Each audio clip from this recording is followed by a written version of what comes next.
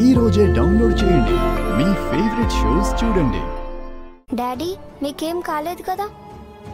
Are you all right?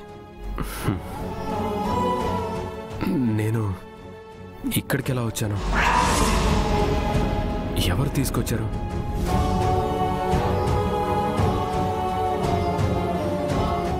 మీరే వచ్చారు కదా, మీకు గుర్తులేదా? అసలు అక్కడ ఏం జరిగింది సార్? రణ్వీర్ వైఫ్ ఎవరో కనుక్కుందామని అక్కడికి వెళ్ళాను. ఆ తర్వాత ఏం జరిగిందో గుర్తులేదు రాథోడ్.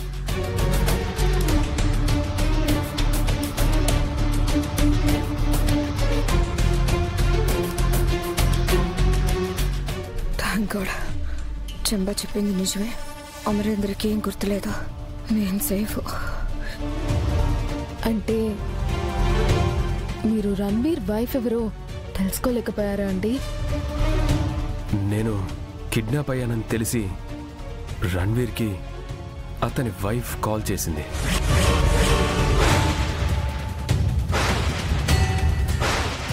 నన్నేమీ చెయ్యొద్దని చెప్పింది. మీ పైన రణవీర్ వైఫ్కి అంత శ్రద్ధ ఏంటి సార్? అదే నాకు అర్థం కావట్లేదు. తను ఎవరో కానీ మనకి దగ్గరలోనే ఉన్నట్టుగా ఉంది. చాలా దగ్గరలోనే ఉందండి. మీ గురించి ఆమెకంతా తెలిసినట్టుంది. లేకపోతే మీ పైన అంత కేరింగ్ ఎందుకు తీసుకుంటుంది?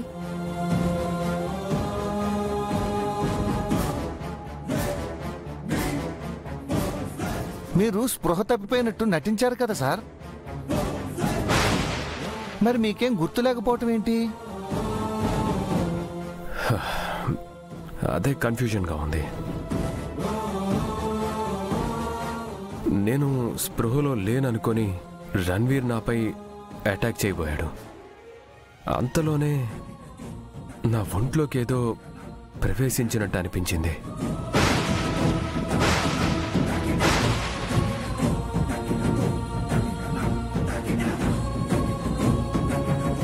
అచ్చం నా పెళ్లి టైంలో జరిగినట్టు అక్క ఈయనలో ప్రవేశించినట్టుంది. ఆ తర్వాత ఏం జరిగిందో ఎంత ఆలోచించినా గుర్తు రావడం లేదు. కళ్ళు తెరిచి చూస్తే ఇక్కడున్నాను. అంటే అరుంధతి మేడం ఆత్మ సార్లోకి ప్రవేశించి ఆ రణధీర ఆట కట్టించిందన్నమాట. ఏదో పెద్ద ఫైట్ చేసినట్టు ఒళ్ళంతా నొప్పులుగా ఉన్నాయి. ఫైట్ జరిగిందా మరి?